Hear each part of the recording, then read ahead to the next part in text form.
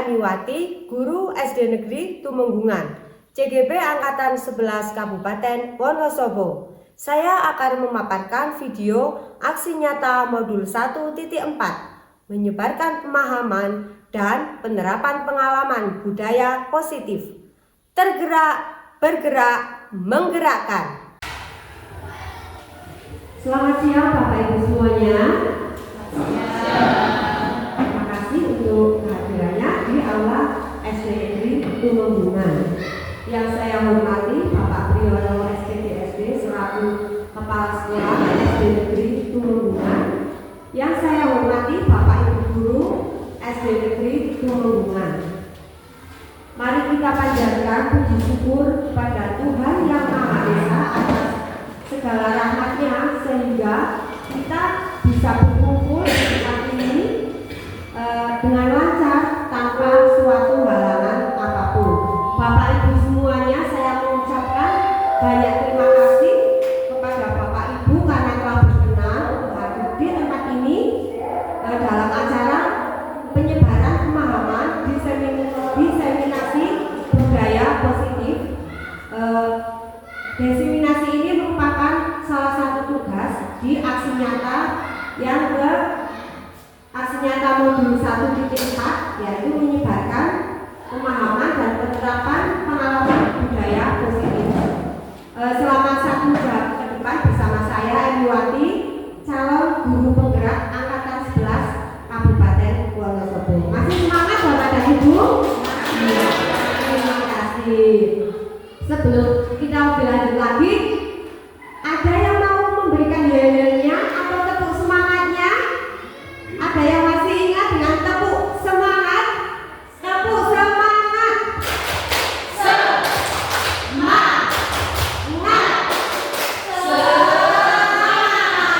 Terima kasih ya untuk Bapak Ibu guru SD Negeri Tumenggungan. Selanjutnya Bapak Ibu. Iya, di dalam pemaparan kali ini saya akan memaparkan video tentang memaparkan materi tentang budaya positif, di mana budaya positif ini memiliki beberapa konsep inti, yaitu yang pertama, perubahan paradigma belajar, disiplin positif, yang ketiga nilai-nilai kebajikan, selanjutnya kebutuhan dasar manusia, kemudian motivasi perilaku manusia, selanjutnya posisi kontrol guru, kemudian keyakinan kelas, dan sertifikat restitusi. Nah Bapak Ibu semuanya, nanti satu persatu akan kita paparkan di dalam kegiatan pada siang hari ini. Selanjutnya langsung ke materi yang pertama, yaitu perubahan paradigma belajar. Nah Bapak Ibu, untuk perubahan paradigma belajar ini, kata lainnya bisa juga disebut sebagai pembelajaran dengan paradigma baru. Sebelum membahas materi ini, saya akan bertanya dulu ya kepada Bapak Ibu semuanya. Kira-kira pembelajaran yang seperti apa yang pernah Bapak dan Ibu laksanakan di kelas? Pernahkah mendengar pembelajaran yang berpusat pada murid atau pembelajaran yang berpusat pada guru? Menurut Bapak Ibu, kira-kira pembelajaran yang seperti apa yang pernah Bapak Ibu laksanakan? Silakan yang mau berpendapat. Bapak, pembelajaran yang berpusat pada guru atau berpusat pada anak? Selama ini Bapak Ibu melaksanakan seperti apa? Ya, silakan Pak Sadam. Kalau saya boleh memakai kertas suaranya.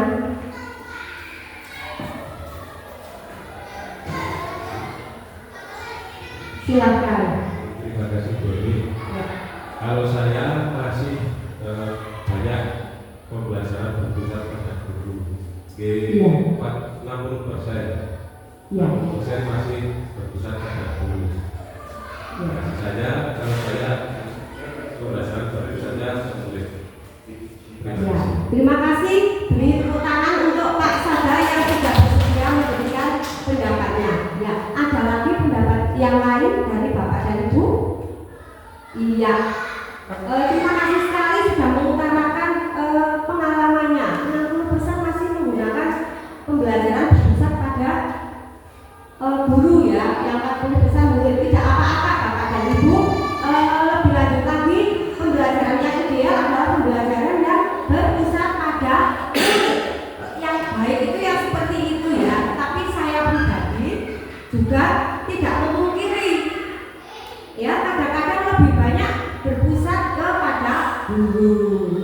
Kedepannya akan kita perbaiki kembali. Nah, pembelajaran yang berpusat kepada murid itu disebut sebagai pembelajaran yang berdiferensiasi, yaitu pembelajaran dengan paradigma baru, pembelajaran yang dirancang berdasarkan prinsip pembelajaran berdiferensiasi, sehingga para peserta didik bisa belajar sesuai dengan kebutuhannya. Pemimpin di depan sini, ya silakan. Yo, bisa kita ingat-ingat kembali. Yo, kita bersama-sama ya Bapak Ibu. Ya. Belajar Pancasila, beriman dan bertakwa pada Tuhan Yang Esa dan berakhlak mulia, berkebinekaan global, gotong royong mandiri, kreatif dan bernalar kritis. Iya, seperti itu gerakannya. Terima kasih tepuk tangan untuk Bu Linda yang sudah bersedia untuk sekalian briefing ya, briefing dimensi profil pelajar Pancasila dengan gerakannya. Dimensi yang pertama adalah beriman bertakwa kepada Tuhan Yang Maha Esa dan berakhlak mulia. Dari Bapak Ibu ada yang mau menyampaikan pendapatnya tentang dimensi yang pertama ini? Bebas, silakan Bapak dan Ibu. Bagaimana sih menurut Bapak dan Ibu beriman bertakwa pada Tuhan Yang Maha Esa dan berakhlak mulia? Itu yang seperti apa? Tingkah laku siswa, perilaku siswa yang dicerminkan dari dimensi ini kira-kira yang seperti apa Bapak dan Ibu? Silakan berpendapat. Bagaimana ya untuk beriman bertakwa? Mereka harus beriman, berarti mengakui adanya Tuhan. Betul sekali Bu Inan ya. Kemudian sudah beriman ya, bertakwa. Bertakwa, silakan Bu Ida. Sudah. Kalau bertakwa, perilakunya bertakwa itu yang seperti apa? Salah satu bentuk kita pengakuan yang taat kepada Tuhan adalah menjalankan ibadah sesuai dengan keyakinannya masing-masing. Terima kasih.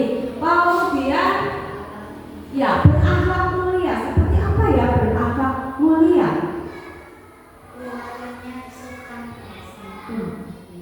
Perilaku yang mencerminkan sopan dan santun. Sepakat Bapak Ibu? Iya. Selanjutnya beriman. Ya, dimensi yang kedua apa?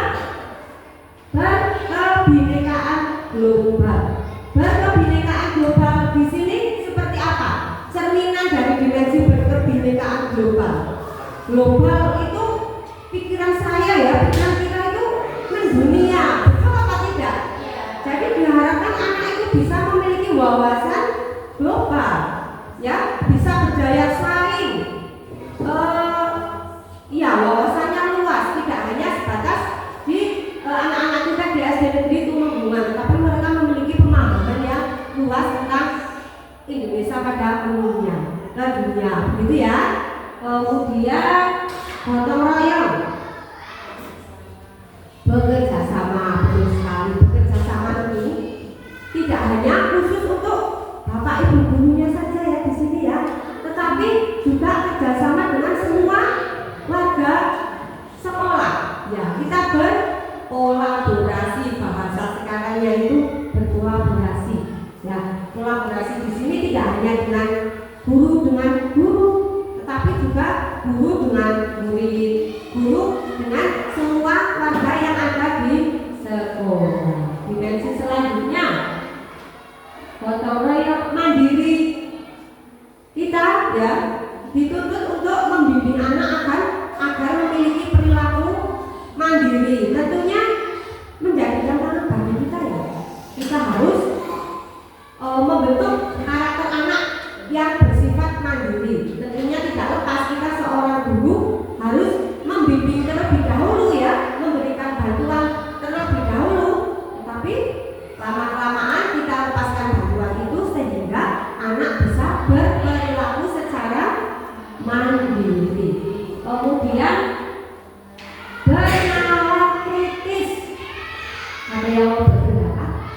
Bernalar kritis itu yang seperti apa? Silakan. Berani mengungkapkan pendapatnya. Kritis, berani mengungkapkan pendapatnya, tidak malu-malu. Ada sesuatu kejadian ya, apa misalnya, dia langsung ternyata kejadian ini sangat berpengaruh ya dengan keadaan lingkungan. Jadi dia kritis, tidak apatis, tidak cuek, tidak pasif. Mau apapun yang terjadi di lingkungan kita, kita hanya diam ya, tidak peduli apa sih itu ya. Jadi itu ya, bersikap kritis. Yang terakhir adalah kreatif. Jadi anak-anak kita ya agar memiliki sifat yang kreatif ya. Ada yang mau berpendapat kreatif bagaimana ya murid kita? Ya, ada yang mau berpendapat anak-anak itu harus kreatif loh. Kreatif yang seperti apa? Silakan. Iya. Oh ya, boleh. Terima kasih. Ya. Menurut saya untuk yang kreatif itu anak-anak selain mencipta, dia juga bisa menjadi seorang problem solving. Dia bisa memikirkan suatu pemecahan masalah. Bagus sekali, bisa memecahkan masalahnya sendiri, tidak membawa pensil misalnya. Kan kita tidak boleh meminjam ke sana kemari ya. Caranya bagaimana itu biar bisa berkreatif? Pakai pulpen ya. Tidak membawa pulpen ya. Gantinya memakai ya pensil, beli di koperasi. Berarti kalau mau beli harus mengeluarkan dari uang sakunya dong. Betul kan tidak ibu, bapak dan ibu? Iya, kita harus kreatif ya. Iya, saya tidak tidak membawa poin agar saya bisa menulis ya. Saya harus membelinya di koperasi. Dengan syarat apa? Memotong uang saku kita tidak apa-apa. Latihan mandiri dan kreatif. Demikian Bapak Ibu untuk pembelajaran dengan paradigma baru, yaitu pembelajaran yang berdiferensiasi untuk mewujudkan peserta didik sesuai dengan karakter profil pelajar Pancasila. Selanjutnya yaitu tentang miskonsepsi tentang teori kontrol. Nah, miskonsepsi di sini Bapak Ibu bahwa selama ini ya kita berpandangan ilusi guru mengontrol murid, bahwa guru itu apa ya bisa mengontrol murid. Padahal sebenarnya tidak ya Bapak dan Ibu ya. Murid itu mempunyai niat, keinginan, karakternya masing-masing. Yang kedua apa? Ilusi bahwa semua penguatan positif, efektif dan bermanfaat. Apakah seperti itu Bapak dan Ibu? Misalnya kita memberikan penguatan kepada anak-anak dengan iming-iming. Nanti kalau nilainya bagus, saya beri hadiah. Itu sebenarnya tidak bertahan lama. Karena apa? Motivasi yang timbul dari iming-iming itu bukan berasal dari motivasi pribadinya anak, tetapi karena iming-iming tadi, reward tadi atau hadiah tadi. Oke, saya mau mendapatkan nilai yang baik karena nanti saya akan diberikan HP iPhone misalnya, seperti itu. Kemudian ilusi bahwa kritik dan membuat rasa bersalah itu mampu menguatkan karakter. Pernah Bapak Ibu ya membuat anak merasa bersalah? Kamu ya, sebenarnya itu ya tidak menguatkan karakter anak, tapi itu bisa memberikan efek yang tidak baik. anak bisa menjadi tidak pede ataupun minder begitu. Selanjutnya adalah ilusi bahwa orang dewasa berhak memaksa. Apakah boleh kita memaksa sesuai dengan keinginan kita? Belum tentu, karena anak juga mempunyai niat keinginan sendiri begitu. Ya, nah Bapak Ibu, berkaitan dengan tadi kita akan mengubah tentang paradigma stimulus respon ke pendekatan teori kontrol. Di sini ya, ada beberapa hal dari paradigma stimulus respon ke pendekatan teori kontrol. Yang pertama yaitu realitas kebutuhan kita sama. Apakah seperti itu? Sesuai dengan teori kontrol bahwa realitas kebutuhan kita itu berbeda-beda. Masing-masing pribadi mempunyai kepentingan dan kebutuhannya sendiri-sendiri atau masing-masing. Yang kedua, semua orang melihat hal yang sama. Jadi semuanya itu sama menurut kita. Apakah seperti itu? Sebenarnya tidak. Setiap orang itu memiliki gambaran yang berbeda. Pikiran saya itu berbeda dengan pikiran Bapak dan Ibu di sini. Selanjutnya, kita mencoba mengubah orang agar berpandangan sama dengan kita. Apakah seperti itu? Belum tentu. Kita berusaha memahami pandangan orang lain tentang dunia. Jadi kita saling menghargai dan menghormati dengan pandangan yang disampaikan oleh orang lain. Selanjutnya, perilaku buruk dilihat sebagai suatu kesalahan. Padahal ketika seseorang melakukan suatu perilaku itu pasti mereka memiliki tujuan. Ada suatu tujuan di balik perlakuannya tersebut.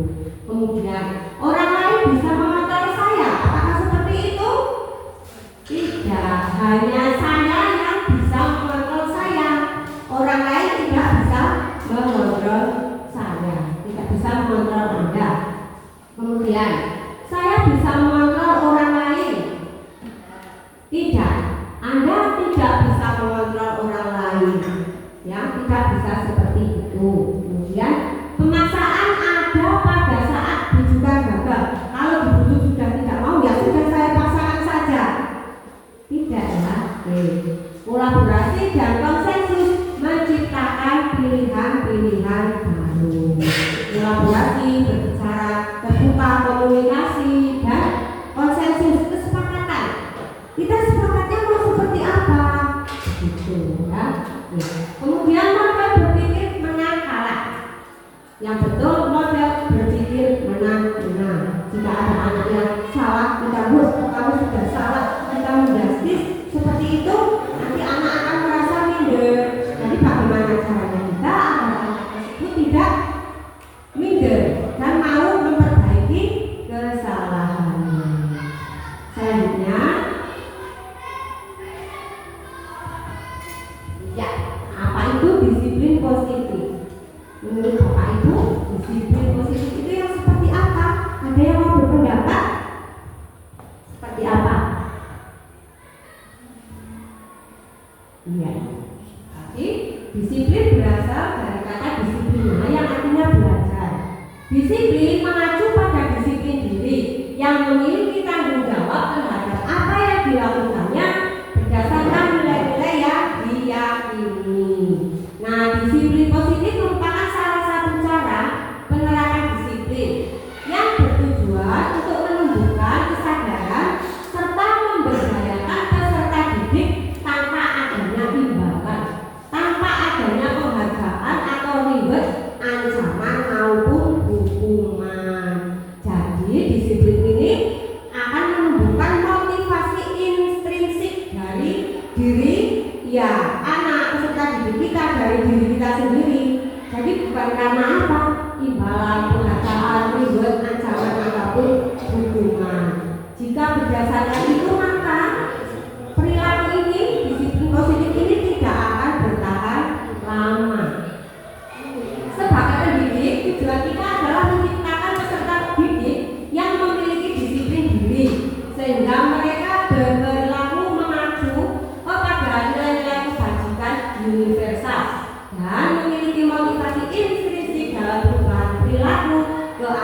yang lebih baik. Nah, untuk nilai kebajikan universal ini adalah nilai-nilai yang diyakini terlepas dari unsur-unsur agama, unsur ras atau suku dan latar belakang yang mendasarinya.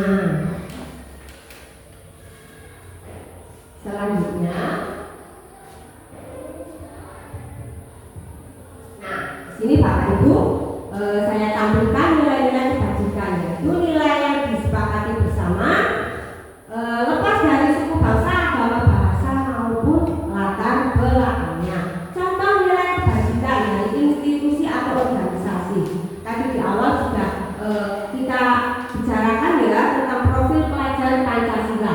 Ada beriman dan bertakwa kepada Tuhan Yang Maha Esa, berakhlak mulia, berkebinekaan global, gotong royong, mandiri, kreatif dan bernalar kritis. Kemudian ada Ibu Primary Years Program atau PIP. Di sini menyebutkan tentang nilai kebajikan, yaitu toleransi, rasa hormat, integritas, mandiri, menghargai, antusias, empati, ada keingintahuan, kreativitas, kerjasama, percaya diri dan komitmen. Selanjutnya untuk keterampilan hidup atau life skill, yaitu ada dapat dipercaya, lurus hati, pendengar yang aktif, tidak merendahkan orang lain, dan memberikan yang terbaik bagi diri kita sendiri. Nah, berkaitan dengan tadi, yaitu ada kebutuhan dasar manusia. Apa itu kebutuhan dasar manusia? Segala sesuatu yang kita lakukan untuk mendapatkan apa yang kita inginkan. Seluruh tindakan yang kita lakukan memiliki tujuan tertentu, dan semua usaha terbaik yang kita lakukan adalah dalam rangka agar kebutuhan dasar kita terpenuhi dengan baik. Sebelum lebih lanjut, kebutuhan manusia itu meliputi apa saja, Bapak Ibu? Nah, ini adalah kebutuhan dasar manusia: bertahan hidup, cinta kasih atau diterima, penguasaan, kebebasan dan kesenangan. Ya, untuk bertahan hidup di sini ada keselamatan, ada rasa aman, kesehatan, memiliki keturunan. Juga tidak lupa untuk bertahan hidup kita harus apa? Secara makan, betul sekali. Jika tidak makan nanti tidak bisa bertahan hidup. Pusing seperti dulu, ya betul sekali. Nah, untuk cinta kasih ini ada keintiman, keanggotaan, keterhubungan dan hubungan. Jadi kita diakui, diterima, ya sebagai seorang anak, seorang ibu, seorang bapak, anggota di komunitasnya. Gitu. Kemudian untuk penguasaan yaitu ada kontrol, prestasi, kompetisi dan pengaruh. Penguasaan ini kompetensi apa yang kita miliki, itu lebih ke penguasaan ya. Kemudian kesenangan, ada hiburan, kegembiraan, tawa dan belajar. Selanjutnya adalah kebebasan. Nilai dari kebebasan dicontohkan sebagai kemerdekaan, mobilitas, pilihan dan kreativitas. Kemerdekaan yang dimaksud di sini bukan kemerdekaan yang tanpa batas, tetapi kemerdekaan yang bertanggung jawab. Jadi saling menghormati dengan kebebasan yang dimiliki oleh orang lain. Iya. Apa sih yang mendasari perilaku manusia itu? Jadi motivasi yang mendasari perilaku manusia untuk berbuat sesuatu itu ada dua, yaitu motivasi ekstrinsik dan motivasi intrinsik. Nah, yang motivasi ekstrinsik ini tentunya motivasi yang berasal bukan dari diri kita, tetapi berasal dari luar, yaitu apa yang mendasarinya untuk menghindari ketidaknyamanan atau hukuman. Nah, saya mau manut sama ibu, nanti kalau tidak manut saya tidak diberi uang saku, misalnya seperti itu.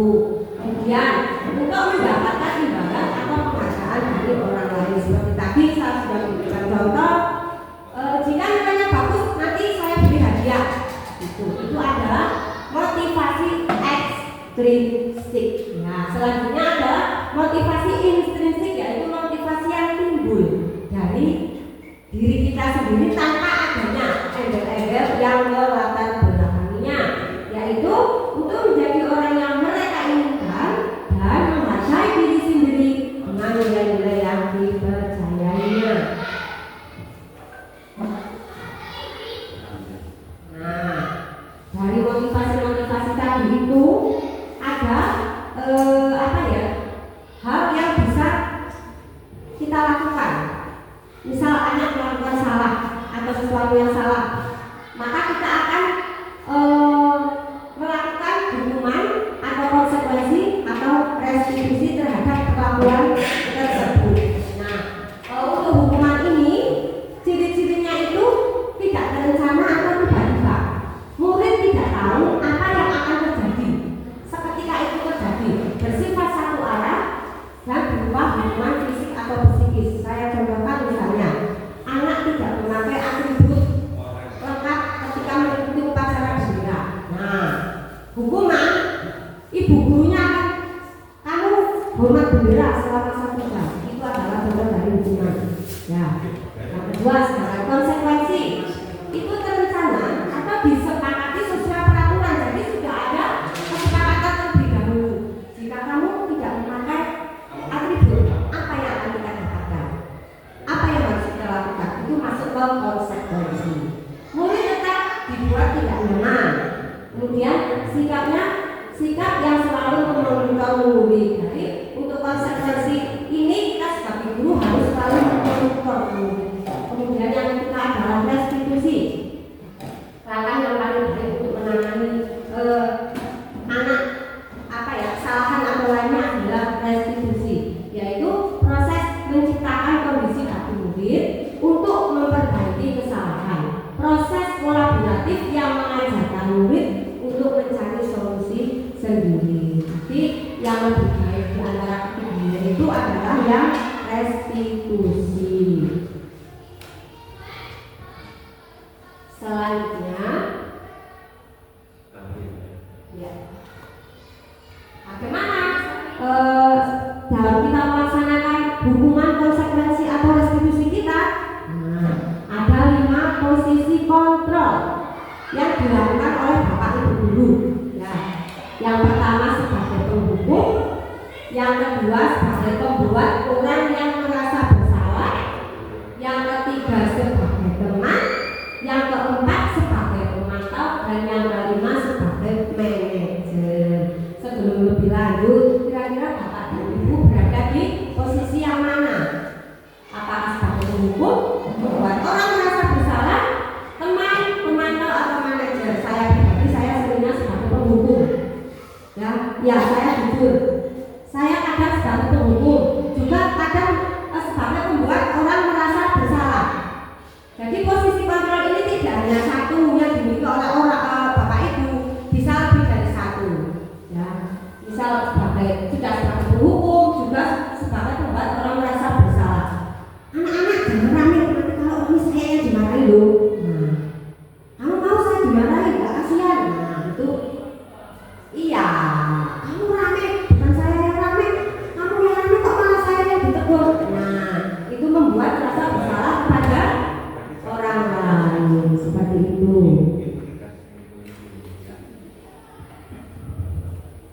Nah, ini adalah contoh penerapan dari 5 posisi kontrol guru dengan kasus siswa terlambat datang ke sekolah. Hukuman, ini contoh penerapan hukuman. Tari halaman sebanyak 5 kali. Ini efeknya sangat tidak baik ya. Anak akan menimbulkan trauma pada anak. Kemudian pembuat merasa bersalah. Berapa kali Bapak dan Ibu harus memberitahu kamu selalu saja mengecewakan Bapak dan Ibu. Ini untuk yang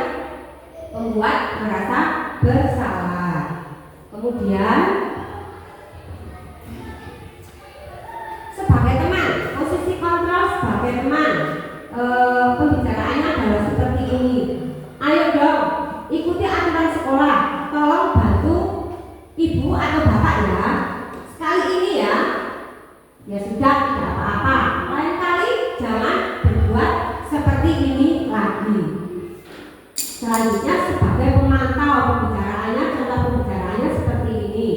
Kamu sudah melanggar peraturan sekolah. Aku tahu konsekuensinya. Besok pagi kamu harus datang tepat waktu dan jangan diulangi lagi. Posisi kontrol selanjutnya adalah sebagai manajer. Apakah kamu tahu kesalahanmu? Bagaimana kamu memperbaiki kesalahanmu? Kira-kira Bapak Ibu, posisi kontrol yang paling baik itu posisi yang mana? Iya, sebagai manajer. Jadi mengajak dialog, diskusi secara terbuka pada anak tersebut. Ya, apa kesalahanmu? Bagaimana kamu memperbaiki kesalahannya?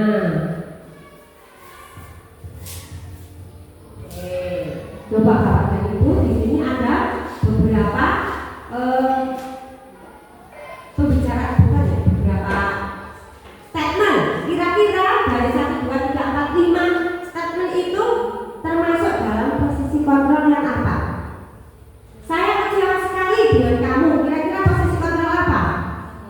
Membuat merasa bersalah. Betul. Kemudian yang kedua, kamu tidak pernah benar melakukannya. Kamu ya nggak pernah benar, apa-apa salah. Kesannya negatif. Kedua, apa? Sama ya, membuat merasa bersalah ya. Yang ketiga, apa rencanamu untuk menyelesaikan masalah ini? Manajer. Ayolah lakukan demi bapak atau ibu ya.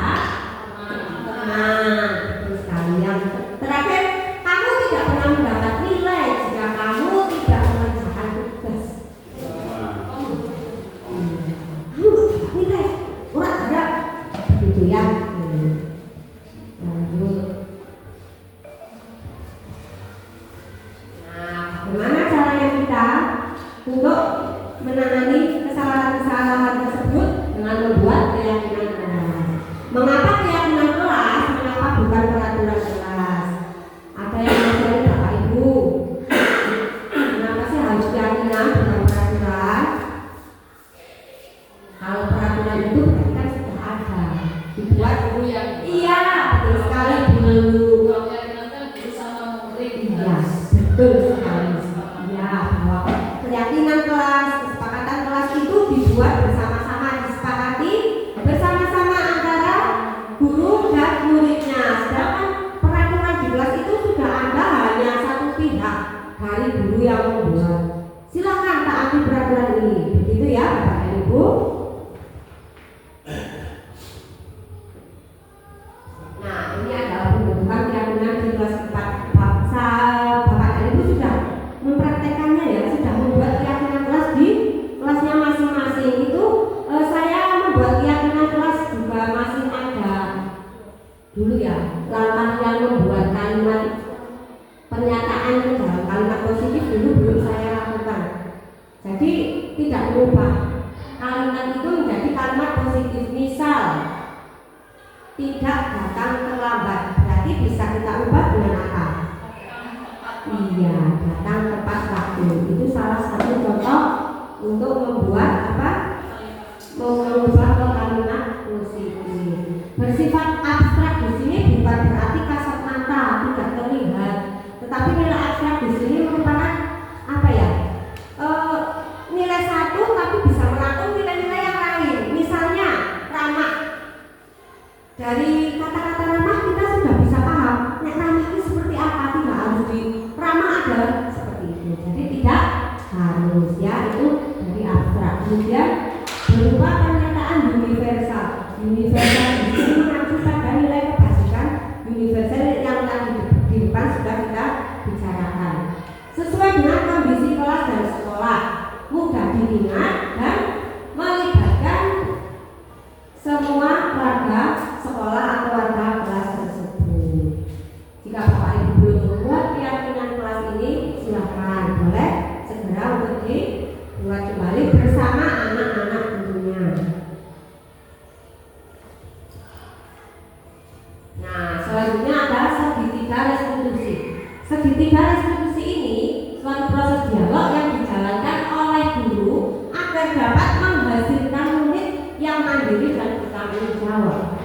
Jadi anak-anak bisa bertanggung jawab dengan kesalahan ketidakpasan yang dilakukan oleh dirinya. Tahapan dari segitiga restitusi ini ada 3, yaitu tidak jelas ya, menstabilkan identitas, kemudian validasi tindakan yang salah, dan menanyakan keyakinan.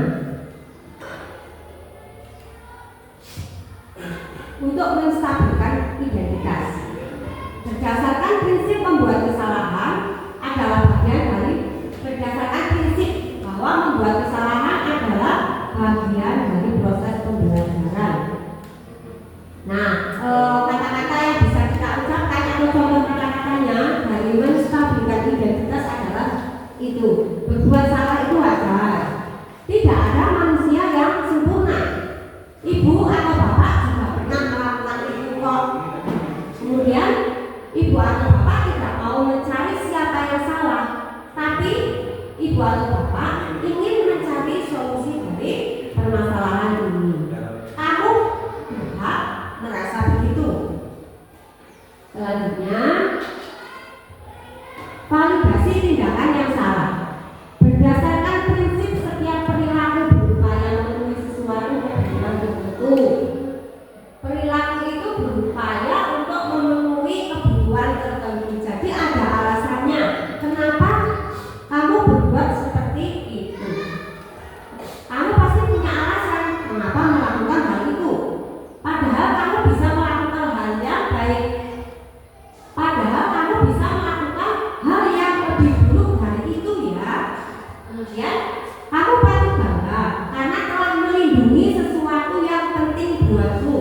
Selanjutnya, kamu melakukannya karena mempertahankan sesuatu yang penting bagimu. Yang ketiga, tindakan yang ketiga adalah menanyakan keyakinan. Berdasarkan prinsip teori kontrol, bahwa pada dasarnya kita termotivasi secara intrinsik, bukan ekstrinsik. Apa keyakinan kelas kita? Nilai-nilai apa yang telah kita sepakati bersama? Kemudian seperti apa gambaran sebuah kelas yang ideal menurut kamu, dan kamu ingin menjadi orang yang seperti apa?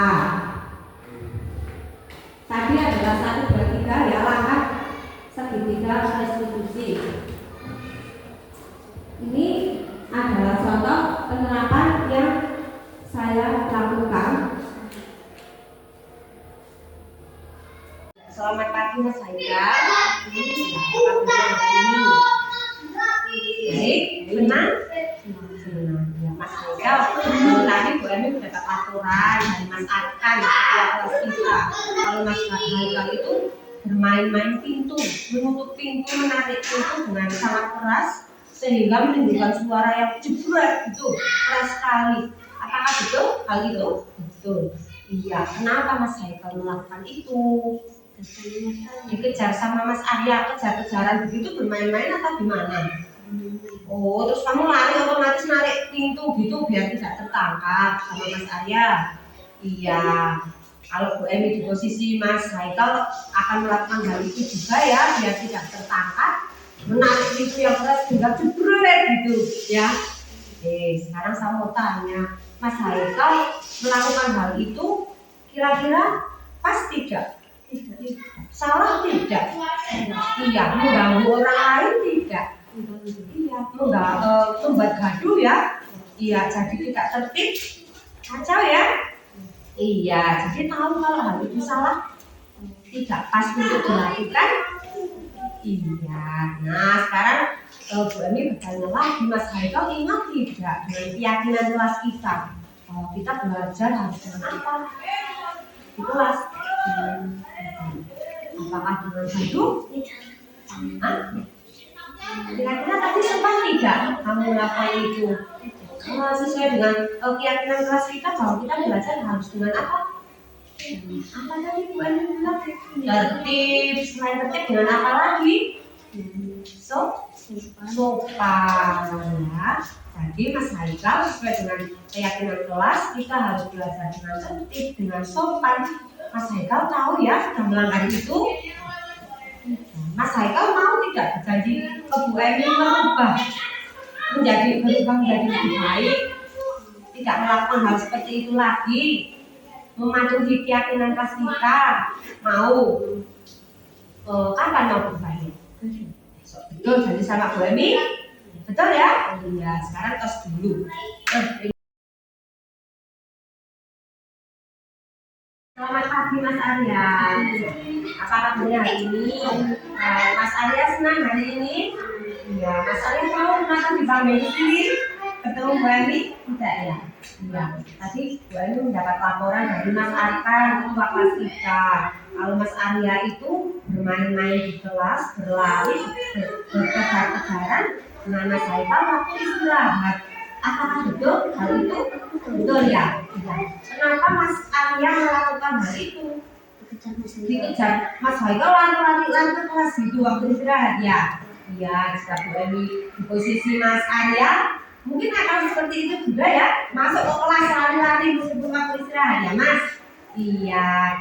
Sekarang Mas Arya tahu tidak kalau berkejar-kejaran, bermain di kelas waktu istirahat itu perbuatan yang kurang pas, yang salah, betul tidak? Salah ya? Tahu kalau itu salah ya? Ya seharusnya jika istirahat itu berada di mana, mainnya di mana, di luar, tapi malah Mas Arya lari-lari ke kelas ya. Jadi perbuatan itu tidak pas dan salah ya. Ya. Sekarang kami mau mengingatkan kembali dengan peraturan di kelas kita, keyakinan di kelas kita. Kita belajar harus apa Mas? Tertib. Kemudian boleh tidak bermain di kelas waktu istirahat? Tidak boleh. Jadi Mas Arya tahu kalau itu melanggar peraturan kelas kita, keyakinan kelas kita ya? Tahu. Mas Arya mau berubah tidak menjadi lebih baik dan tidak bermain-main di kelas waktu istirahat. Mau ya? Jadi mulai kapan? Besok. Banyak besok apa seterusnya? Iya, bagus sekali. Ya, terima kasih Mas Arya sudah mau berubah menjadi lebih baik. Tos dulu. Iya, terima kasih.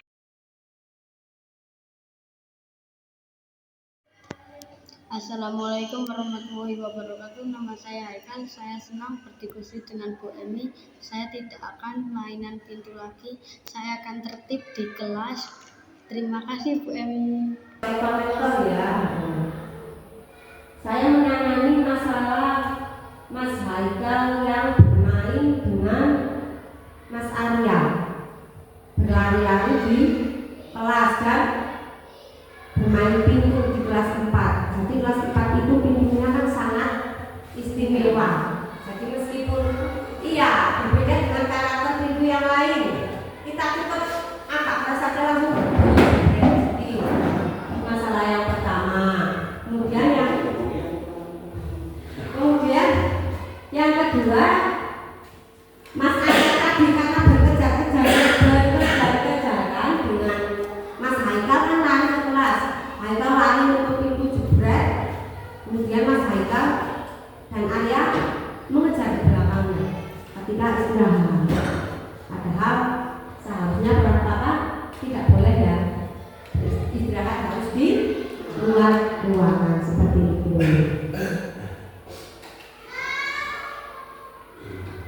Nah, kemudian untuk melakukan pembiasaan positif, ya di sekolah kita telah dilaksanakan kegiatan satria, yaitu Sabtu Sehat dan Ceria.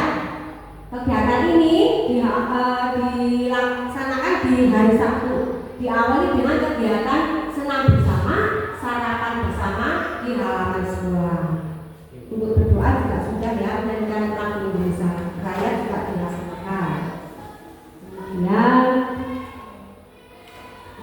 pembiasaan yang pertama, Sumitra, yaitu Sabtu minggu pertama permainan tradisional. Jadi di sini anak-anak dibiarkan untuk melakukan permainan tradisional, ada gakon, sudah ada itu ya, ada bermain budu, kemudian bermain ular tangga. Ya. Kegiatan di Sabtu yang kedua adalah sadasi, yaitu Sabtu minggu kedua bersih-bersih. Anak-anak di sini berlatih untuk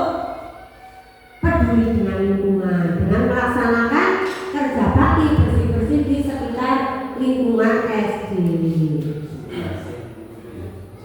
Sudah Sabtu ya. Sudah dari ya. Nanti saya edit sudah kemudian yang ketiga adalah Satika. Sabtu minggu ketiga unjuk bakat. Jadi anak-anak di sini disilakan untuk menampilkan bakat yang dimilikinya. Bebas, bakatnya bisa ada yang berpidato, ya, ada yang membaca puisi, dibunyikan, atau berdeklamasi dan lain-lainnya. Kemudian, Sabtaja. Sabtu minggu keempat jalan-jalan, anak-anak refreshing, ya, merefresh, diajak untuk berjalan-jalan di sekitar lingkungan SD Negeri Timur 5. Kemarin sudah terlaksana berjalan ke Pasar Jati dan anak-anak reaksinya senang, gitu.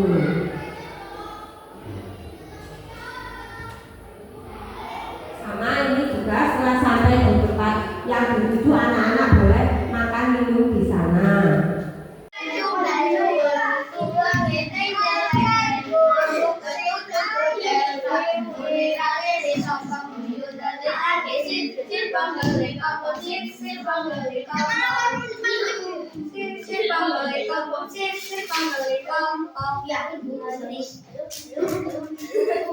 Oke, tepuk tangan.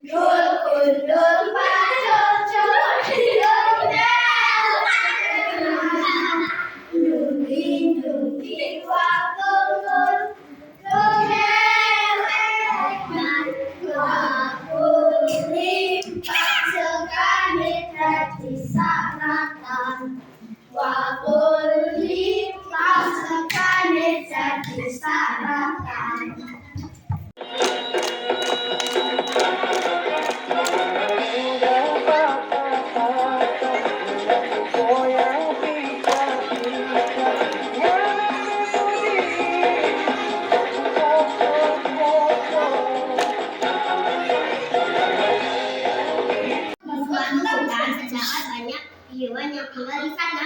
Salah satunya ada seekor hewan lincah dan cantik bernama kancil. Suatu hari, Mas Miriam, nggak kuyan.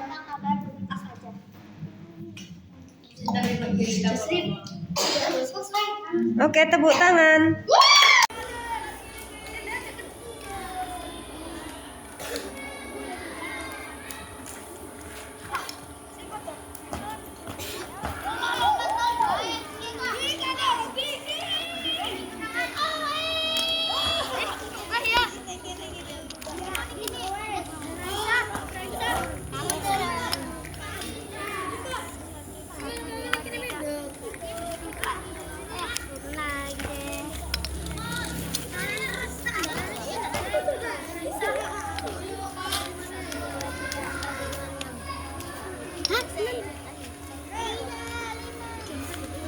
Ayo dimainkan.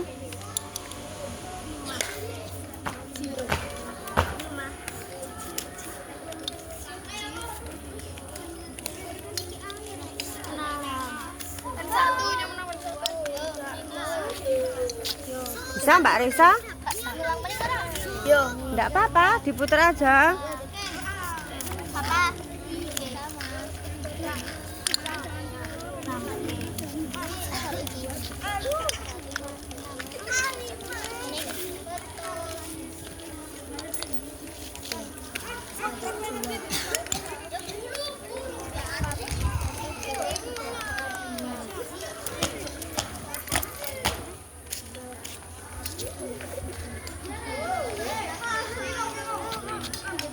Yuk, dimainkan. Mbak Humaira? Ya. Bisa? Bisa. Ya. Oke, hati-hati. Oh. Awas. Ya.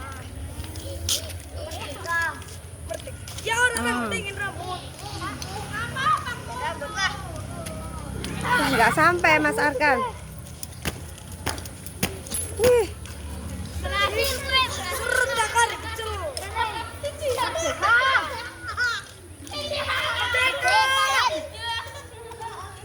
Merdeka berarti tinggi sekali begitu?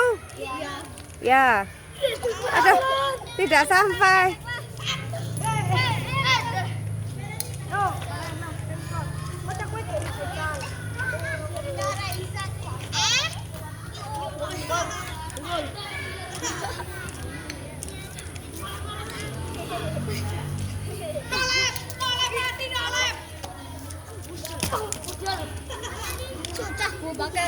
Susah ya.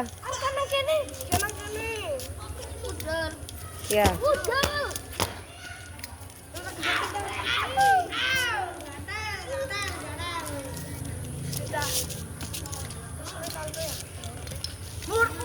Iya.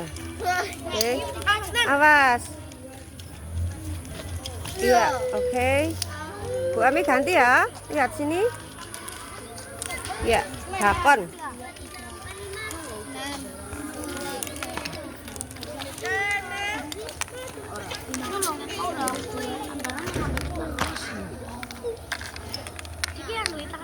Siapa yang paling banyak? Oh ya, oke. Lanjut ya.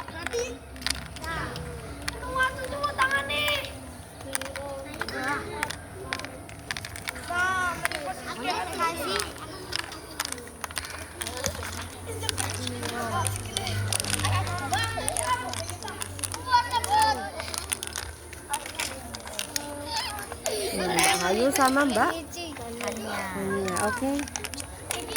Yang paling banyak siapa itu?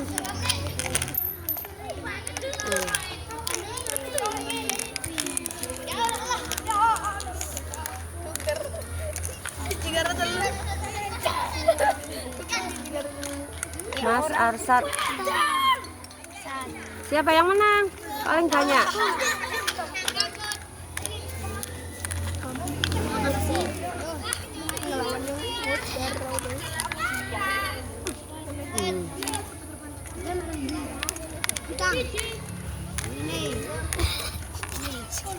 Matilah.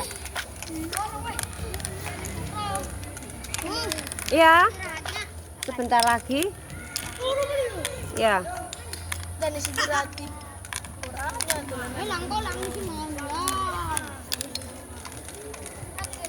Aman. Lanjut.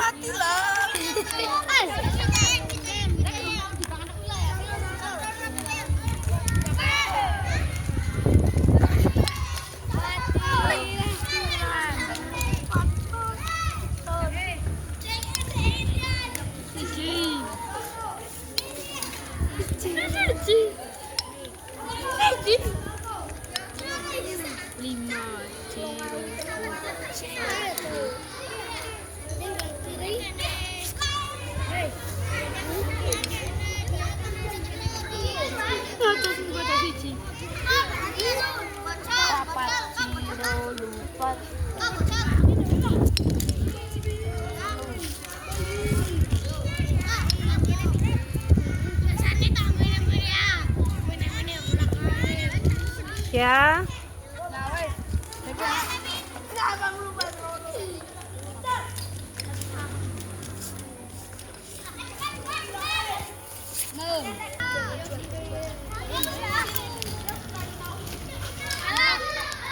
Bola doi. Izin bil, cepet bil.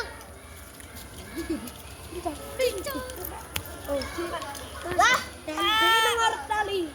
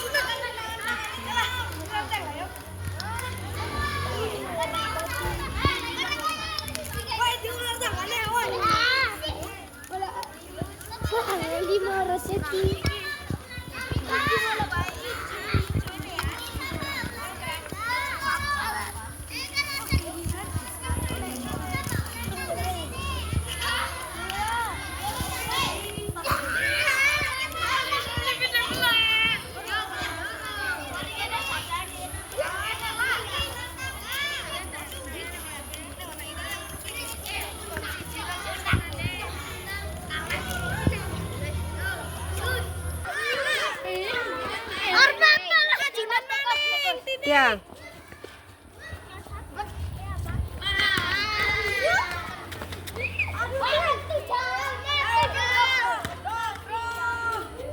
Kalau mati gantian berarti.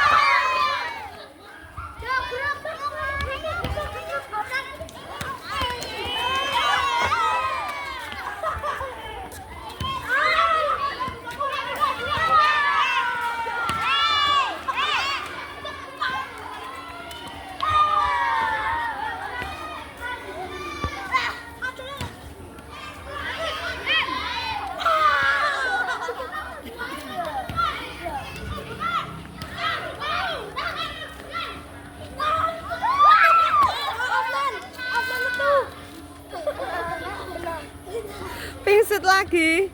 Oke, finish. Yang bentuknya seperti ini. Di pojok atas bagian kiri. Di sini nanti semuanya akan ditunjukkan.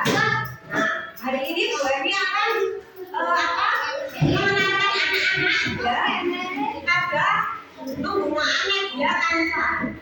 Tujuannya untuk apa? Jadi media kanva ini bisa kita gunakan untuk mengedit sesuatu, membuat tulisan, ya. Mengedit gambar, foto, dan lain-lain. Nah, hari ini kita akan membuat jadwal pelajaran apalagi jadwal piket, ya kan, struktur organisasi kelas yang kemarin sudah kita buat. Nanti kita tuangkan di dalam media kanva ini. Caranya bagaimana? Ya, lihat di tampilan ya. Kita masuk melalui browser. Browser itu yang bulat-bulat itu. Ada Google ya? Oh. Yang melalui Chrome ini tanda panahnya ya. Assalamualaikum. Kami dari kelompok 3 belajar menggunakan laptop, membuat jadwal piket menggunakan Canva. Assalamualaikum. Kami dari kelompok 1 belajar membuat jadwal piket menggunakan Canva. Assalamualaikum. Kami dari kelompok 2 belajar menggunakan laptop membuat jadwal piket menggunakan Canva. Halo, yuk. Assalamualaikum. Kami dari kelompok 4 belajar menggunakan laptop menggunakan Canva membuat ya. Dibiarkan untuk melakukan permainan tradisional ada gapon, sudah ada itu ya, ada bermain dulu, kemudian bermain ular tangga. Ya. Kegiatan di Sabtu yang kedua adalah sadasi, yaitu Sabtu minggu kedua bersih-bersih. Anak-anak di sini berlatih untuk peduli dengan lingkungan dengan melaksanakan kerja bakti bersih-bersih di sekitar lingkungan SD. Sudah sih Sabtu ya. Sudah sih dari ya. Nanti saya edit sudah sih. Kemudian yang ketiga adalah Satika. Sabtu minggu ketiga unjuk bakat. Jadi anak-anak di sini disilakan untuk menampilkan bakat yang dimilikinya. Bebas, bakatnya bisa ada yang berpidato, ya, ada yang membaca puisi, bergurita, atau berdeklamasi dan lain-lainnya. Kemudian Sabtu Sabtu minggu keempat jalan-jalan, ada anak-anak refreshing ya, merefresh, diajak untuk berjalan-jalan di sekitar lingkungan SD Negeri 5. Kemarin sudah terlaksana berjalan ke Pasar Jati dan anak-anak